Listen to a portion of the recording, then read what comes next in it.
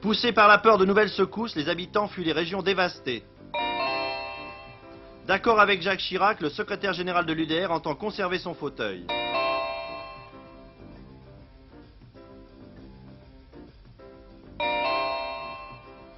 Bientôt peut-être l'uranium aussi rare et cher que le pétrole. Les femmes contaminées doivent-elles encore avoir des enfants? Mesdames et messieurs, bonsoir. C'est vraiment la panique dans le nord de l'Italie, dans la région du Frioul, maudite des dieux, et peu à peu désertée par les hommes. Il y a quelques mois, début mai, un séisme important, vous vous en souvenez sans doute, avait déjà ravagé cette province de l'Italie, et depuis, la terre n'a cessé d'y trembler plus ou moins violemment d'ailleurs. Hier, les secousses ont été tellement fortes que des milliers d'habitants ont tout abandonné, apparemment sans espoir de retour. Ce dernier tremblement de terre a fait 8 morts et plusieurs dizaines de blessés. Les sans-abri se comptent par dizaines de milliers. Il faut savoir que le Frioul est situé sur ce que l'on appelle une zone de fracture qui se prolonge jusque dans le midi de la France. Imaginez que depuis 4 mois, la Côte d'Azur soit soumise à un tel chaos naturel. Nous sommes ici à Gemona, ou plutôt ce qui a été Gemona, car Gemona n'existe plus. Gemona a été rayé de la carte. Après les 2 violentes secousses d'hier, celle de 5h15 hier matin et surtout celle de 11h20, les habitants de Gemona sont partis en masse, définitivement. Depuis la première secousse du 6 mai dernier, la plupart des réfugiés de cette région dévastée du Frioul vivent sous la tente. 45 à 50 000 personnes, des femmes, des enfants, des vieillards, vivent ainsi depuis 4 mois. Avec les secousses d'hier, il y a 20 000 sans-abri de plus qu'il faut reloger coûte que coûte, avant l'hiver, avant le froid, avant la neige. Le commissaire spécialement nommé par le gouvernement italien, M. Zamberletti, a pris la décision de réquisitionner tous les logements, toutes les résidences d'été qui se trouvent sur la côte, entre Venise et la ville de Grado. Tout comme Gemona, 20 zones n'existent plus. Et après la journée de terreur d'hier, c'est un exode massif qui a commencé. Voici le journal local, le Messaggero Veneto. Journée infernale pour le Frioul. Le Corriere della Sera. La population abandonne le Frioul démoli. À Udine, la capitale du Frioul, 100 000 habitants, il ne reste presque plus personne. Et pour ce qui reste, chaque nuit est un nouveau problème. Des tentes sont dressées sur tous les espaces verts de la ville. On dort n'importe où, sur les stades notamment. On dort également dans les voitures. On dort n'importe où, mais pas dans du dur. Moi, j'étais chez moi, et même l'autre nuit, je l'ai passé chez moi. Tout d'un coup, la maison a tremblé en manière telle que je croyais fini. Et depuis, vous ne retournez plus chez vous? Non, non, je suis montée encore, mais même il y a une demi-heure. Mais vous dormez sous la tente, vous passez toute vos nuits sous la tente? Précisément, sous les tentes ou en auto. Bien, et qu'est-ce que vous envisagez pour l'avenir, madame? Qu'est-ce qu'on doit envisager? Je ne sais pas rien. Vous n'envisagez pas de quitter Udine, de quitter la région? Non, moi non, absolument. Même il y a quelques instants, comme me disait, venez parce qu'on m'a invité, n'est-ce pas, à aller dans une villa hors d'Udine. Mais moi, je ne laisse pas ma maison. J'ai trop de souvenirs, j'ai une maison que je ne peux absolument abandonner. Même si vous devez y perdre la vie? J'espère en Dieu que non. Je me recommande au bon Dieu. Oh, moi, j'habite ici, j'habite là. Vous avez peur d'aller dormir chez vous? Ah, peur? Mais bien sûr, je te voyais ce matin à 5 heures, alors. Qu'est-ce qui s'est passé? Et puis on est foutu quelqu'un. Tout le monde? Ah oui, tout le monde. Est-ce qu'il y a eu de la panique? Est-ce qu'il y a eu des scènes de panique? Oh, quelle misère. Beaucoup. Et oui, 60 000 personnes déjà sont parties à cause de ces tremblements de terre. Plusieurs dizaines de milliers ont quitté le Frioul ces jours derniers. Et cela pose bien entendu au gouvernement de multiples problèmes, car il va bien falloir loger, nourrir, réconforter et donner du travail à tous ces réfugiés, ou plus exactement des exilés, car certainement ils ne veulent plus revenir chez eux.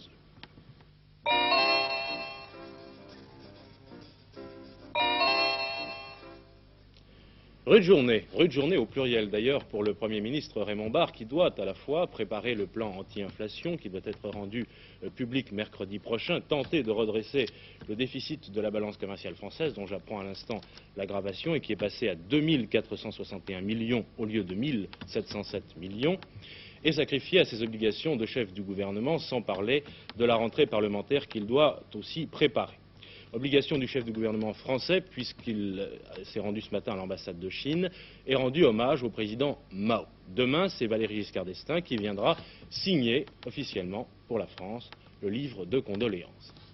Raymond Barre continue donc de recevoir chefs politiques et leaders syndicalistes et sociaux. Et puis aujourd'hui, pour la première fois, il a pris contact avec le Parlement en participant à la traditionnelle première conférence des présidents de cette rentrée pour établir avec les groupes politiques un calendrier des débats. De l'exposé du Premier ministre devant les représentants au sommet de l'Assemblée nationale, président Edgar Faure en tête, nous retiendrons.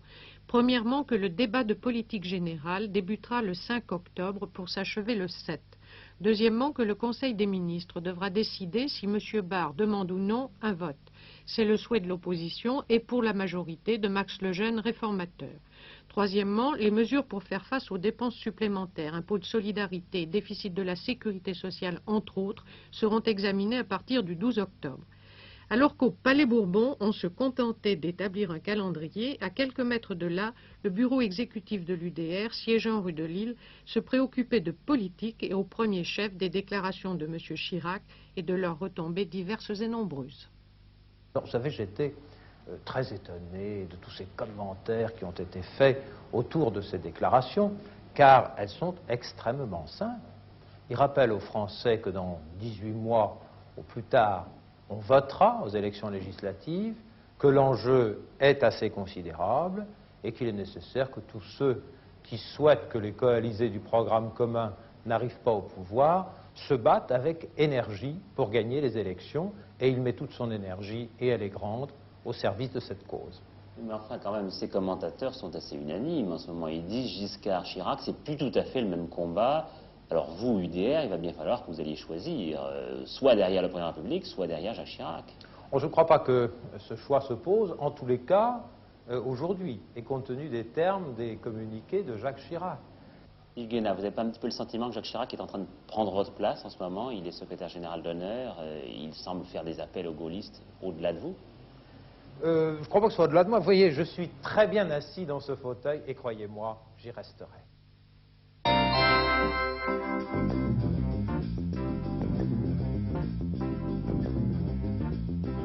Dans son éditorial de l'hebdomadaire socialiste L'Unité, M. Mitterrand critique sévèrement la propagande du PC pour les élections municipales, dont il pense que le moins que l'on puisse dire est qu'elle n'a pour objet ni l'union ni l'unité.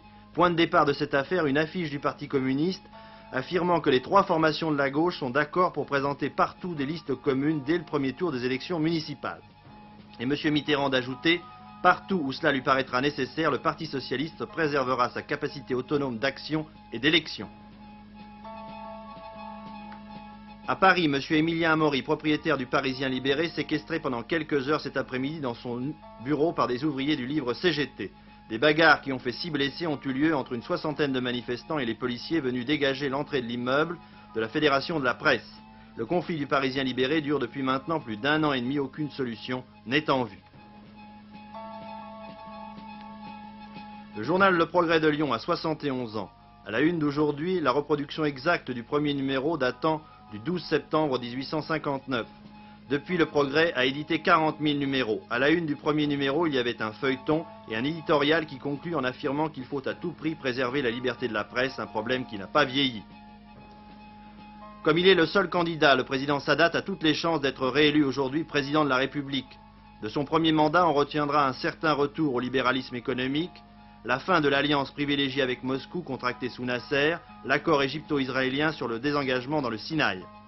C'est donc sur le plan diplomatique que M. Sadat a le mieux réussi. Par contre, sur le plan économique, malgré la réouverture du canal de Suez, le pays n'a toujours pas réussi à décoller. L'Égypte reste donc un géant politique et militaire, mais un nain économique.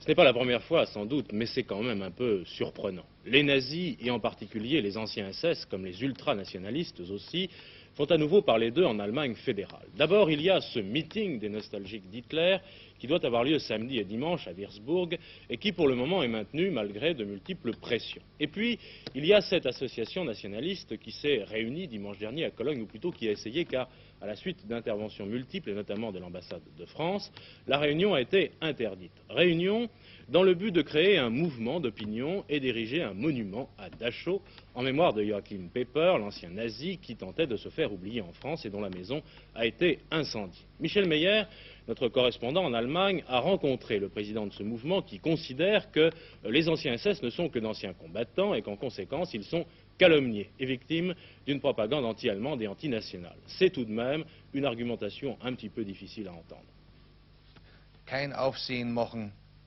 De notre côté, on n'insiste pas sur les pillages de Louis XIV en Allemagne, sur Napoléon Ier, qui a transformé l'Europe en cimetière, ou sur l'attitude peu correcte de la France après la Première Guerre mondiale, ou encore sur les crimes du colonialisme français que vous reprochent les pays du tiers-monde, ou encore sur les terribles massacres réciproques de la guerre d'Algérie, toujours amnistiés naturellement, ou enfin sur la terrible façon dont la résistance a mis à mort les collaborateurs. Le mémorial Peiper est une simple pierre sur laquelle se trouve une croix de fer. Il y est inscrit « Joachim Peiper, né le 30 janvier 1915, assassiné le 14 juillet 1976 ». Ce qui nous intéresse, c'est le héros de la Deuxième Guerre mondiale dans ses activités militaires et pas dans sa vie politique. Il m'est aussi désagréable de savoir que Peiper a été, un moment, l'adjudant de Himmler. C'est peu réjouissant, mais est-ce que nous devons juger tous les courageux soldats d'hier selon leurs idées politiques? Je suis de ceux qui pensent que de telles choses doivent être dites, que de tels hommes doivent pouvoir les dire tout haut. Et je le pense pour deux raisons bien simples. D'abord, tant que les anciens et les nouveaux nazis s'exprimeront librement, on pourra les compter, les cerner, j'allais dire les avoir à l'œil. Ensuite et surtout, ces nostalgiques d'un passé atroce sont en réalité le meilleur moyen de nous rappeler que le danger qu'ils représentent, c'est-à-dire à mon sens une véritable déviation de la pensée humaine, que le danger est toujours présent, qu'il existe ailleurs et qu'il nous guette continuellement. Tenez, il nous guette même à l'instant dans ce mouvement d'intolérance qui nous pousse à rejeter d'un seul bloc les arguments et les raisons de l'homme qui vient de parler. Bien sûr qu'il existe un sentiment de culpabilité et de rancœur qui se transmet injustement aux nouvelles générations d'Allemagne fédérale. Bien sûr aussi qu'il n'est pas vrai de nier la bravoure et le sacrifice de quelque côté qu'il se trouve. Bien sûr enfin que l'exécution entre guillemets de Joachim Peiper a été quelque chose de bas, d'indigne, d'aussi trouble qu'un vice qu'on veut appeler vertu. Reste que beaucoup d'Allemands ne sont pas encore prêts d'avoir compris quelle peur ils font renaître en ravivant leurs souvenirs, pas prêts non plus d'admettre qu'il leur faut d'abord se taire pour faire taire les autres.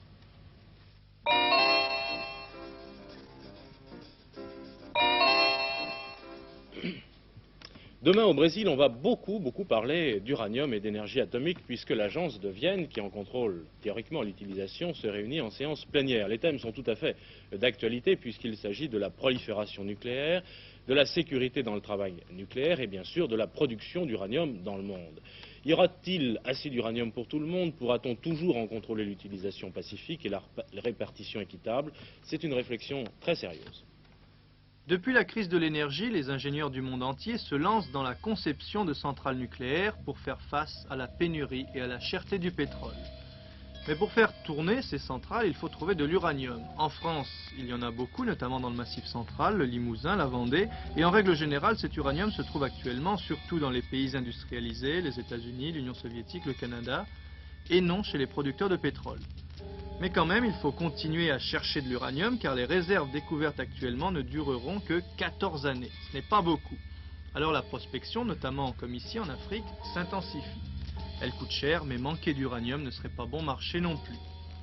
Puis cet uranium doit être enrichi pour brûler dans les centrales actuelles, dans des tours qui se suivent comme celle-ci.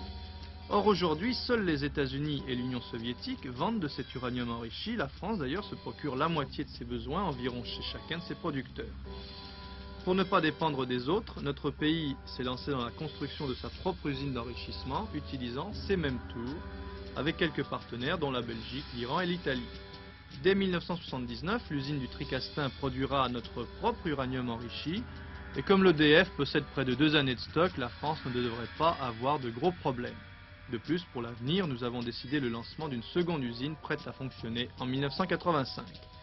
Mais ailleurs, bien des pays risquent de manquer de ces petites pastilles qui font tourner les centrales. Alors, conséquence probable, le prix de l'uranium va augmenter. On a parlé il y a quelques jours de cartel de l'uranium. La réalité va peut-être dépasser cette fiction. Vous avez sans doute, en tout cas je l'espère, suivi en direct hier soir sur Antenne 2 l'un des matchs des Coupes d'Europe. Sofia Saint-Etienne qui s'est soldé, vous le savez sans doute, par un match nul plutôt satisfaisant car ce 0-0 permet tous les espoirs pour le match retour qui aura lieu comme les autres le 29 septembre. Peut-être les Stéphanois ont-ils un peu déçus tout de même par un manque de réussite et d'adresse, mais après tout c'était leur rentrée en Coupe d'Europe, on verra bien le 29. En revanche, Nice battu 3-1 par l'Espagnol de Barcelone aura bien du mal à obtenir une victoire par 2-0 pour se qualifier. Sochaux s'est assez bien tiré de cette première épreuve en étant battu à Édimbourg que par 1-0, ce qui laisse le 29 septembre la victoire très possible. Le grand perdant de ces premières rencontres, c'est Marseille. Marseille littéralement écrasé par Southampton et je vous propose tout de suite de voir les images de ce match très malheureux pour les Marseillais. L'Olympique de Marseille n'a pu résister qu'une demi-heure à la pression des Britanniques. 31e minute, but de Waldrom. Mijon n'a absolument pu rien faire. Et ce n'est pas fini. L'Olympique de Marseille voit ses malheurs commencer. Les supporters de Southampton n'ont pas fini d'applaudir. 34e minute, c'est Shannon de la tête qui bat une nouvelle fois Mijon. 2-0, on est au bord du chaos. Une minute se passe. Et la balle va parvenir à l'aile droite à Fischer qui centre. Et Osgood de la tête marque un superbe troisième but. Marseille est complètement KO. Petite réaction marseillaise quand même et sur ce corner. C'est Waldrom qui fait une main et l'arbitre va accorder un pénalty. Suivez bien ce pénalty qui est tiré par Alonso. Mais à côté, Aymon a couru à côté du numéro 10 marseillais. Et le pénalty est donc à retirer. Cette fois, Alonso change de côté et le gardien de but Turner arrête. Décidément, le malheur est bien marseillais. 3-0, c'est la marque à la mi-temps. En deuxième mi-temps, 69e minute, Rodriguez lance Shannon. Zvinka le fauche, c'est le pénalty qui va être transformé par Shannon lui-même. 4-0, c'est déjà terminé pour Marseille pour la Coupe d'Europe. Les premiers essais du Grand Prix motocycliste du Bol d'Or qui se courra samedi et dimanche au Mans ont été marqués par un accident mortel. Gilbert Lavelle semble avoir perdu le contrôle de son prototype 1000 cm3 Kawasaki et est sorti de la piste. Il a été tué sur le coup. Les essais ont été immédiatement suspendus.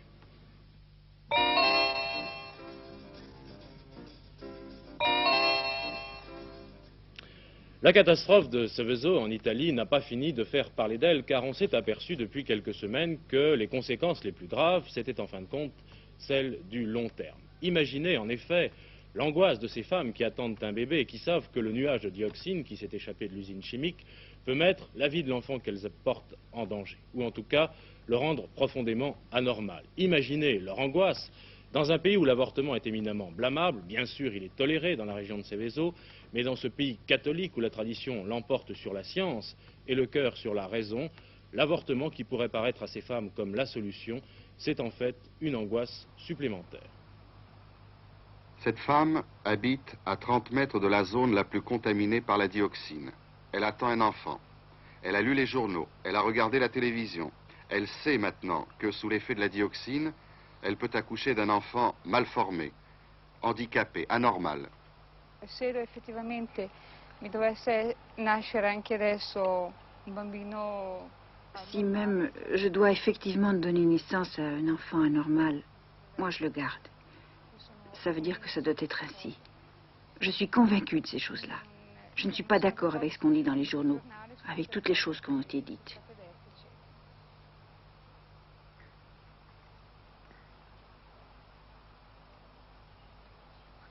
Dans cette situation tragique et sans précédent, on se demande si le courage, cela consiste à accepter ou à refuser l'avortement. Du moins, toute femme enceinte de la zone de Seveso ne peut plus douter des dangers de la dioxine. Comme dans le cas de la thalidomide, on pourra voir naître des enfants sans bras, sans yeux, avec des organes auditifs défectueux, etc. Disons qu'il y a un certain pourcentage de risque. Déjà en temps normal, sur 100 accouchements, 2 ou 3 enfants peuvent présenter des altérations. Nous avons la certitude, basée sur toute une littérature scientifique et sur l'expérience du Vietnam, que ce pourcentage augmentera. Nous ne savons pas dans quelle proportion, mais ce pourcentage augmentera sûrement. À Seveso, à Desio, dans toute la zone contaminée, on a ouvert des centres de consultation pour les femmes enceintes. Il s'agit bel et bien de s'informer sur l'avortement, même si la loi italienne le condamne et le punit. Les femmes viennent ici pour demander aux médecins d'évaluer, de préciser le risque qu'elles ont de donner naissance à un enfant anormal. Mais cette évaluation n'est pas possible. Il est clair dans ces conditions que les femmes qui décident de ne pas courir le risque et qui par conséquent veulent subir un avortement se trouvent devant un problème particulièrement douloureux. Elles décident d'avorter non pas en étant certaines que leur enfant sera anormal, mais à partir d'un doute. Notre tâche consiste dans ce centre de consultation à donner le plus d'informations possible et à prendre acte de la décision de la femme. À partir du moment où une femme a pris la décision d'avorter, que se passe-t-il? Car enfin, en Italie, l'avortement n'est autorisé que dans le cas où l'accouchement présente un danger pour la santé physique ou psychique de la mère. Or, dans le cas de la dioxine, il ne s'agit pas de la mère, mais de l'enfant, qui risque d'être anormal. Dans cette situation, la question, ce n'est pas une question scientifique, pas une question clinique, thérapeutique, mais c'est une question exclusivement politique. Et nous désirons qu'il y a pour, même en Italie, une loi que le Parlement il doit discuter, élaborer, une loi qui permette à la femme un avortement libre. Un avortement parce que je fais comme médecin une précision et je dis que la grossesse, ce n'est pas une maladie, ce n'est pas une conséquence d'un phénomène infectif, néoplastique, c'est la conséquence d'une action physiologique. Et alors, le médecin ne peut pas être le juge d'une situation qui n'est pas pathologique. Oui, mais dans le cas de la dioxine, vous pouvez quand même juger s'il y a un risque. Même dans la dioxine, mon étude en médecin, mon spécialisation en obstétrique et en gynécologie ne peuvent pas faire des considérations techniques. Les médecins ne veulent pas décider à la place de la mère. Ils ne veulent pas non plus donner bonne conscience à l'État qui n'a pas réglementé l'avortement, même à Seveso. Et puis, il faut bien constater que pour 150 femmes enceintes de la zone contaminée, il n'y a eu qu'une quinzaine d'avortements. Il y a la peur, l'angoisse, mais il y a aussi les convictions religieuses, très fortes dans cette région. Evidentemente, in tutta questa vicenda c'è stata una montatura. Il est évident que toute cette affaire a été montée, il faut bien le dire, par une certaine presse qui a cherché à faire pression sur l'opinion publique pour rendre l'avortement facile et permissible. Mais notre population ne s'est pas laissée influencer par cette campagne de presse, comme le démontre le nombre réduit des avortements.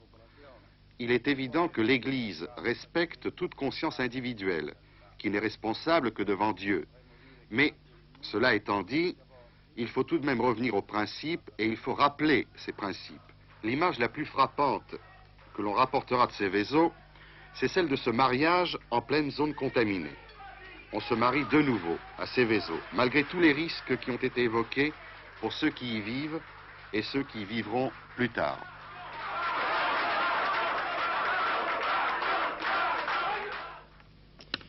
Un mot du temps avant de terminer cette édition. Aujourd'hui, il a fait très frais sur notre pays. Je peux même vous dire que la température maximale relevée à Paris constitue un record. C'est en effet le maximum le plus bas pour un 15 septembre, relevé par la météorologie nationale depuis 100 ans. Triste record. Demain, il fera encore frais avec des nuages accompagnés de pluies passagères sur le nord et les Alpes et la Corse. Comme aujourd'hui, il neigera au-dessus de 1800 mètres sur le reste de la France après des brouillards. Le matin, le ciel se couvrira sur la moitié ouest avec des pluies, notamment sur la Bretagne. Il y avait un tiercé cet après-midi à Maisons-Laffitte qui se disputait dans la 4e course, le handicap de la Tamise. L'ordre d'arrivée est le suivant, je viens de l'apprendre. 1, 22, 26, ou plutôt je viens d'apprendre le rapport. Un tiercé qui rapporte gros d'ailleurs, 70 557 francs 50 dans l'ordre, c'est-à-dire plus de 7 millions d'anciens francs pour 5 francs et 14 011 francs 50 dans le désordre. Voilà, avec toute l'équipe du journal d'Antenne 2, je vous remercie d'avoir suivi cette édition et je vous propose, avant de prendre connaissance de la suite de nos programmes, d'en revoir les principaux titres.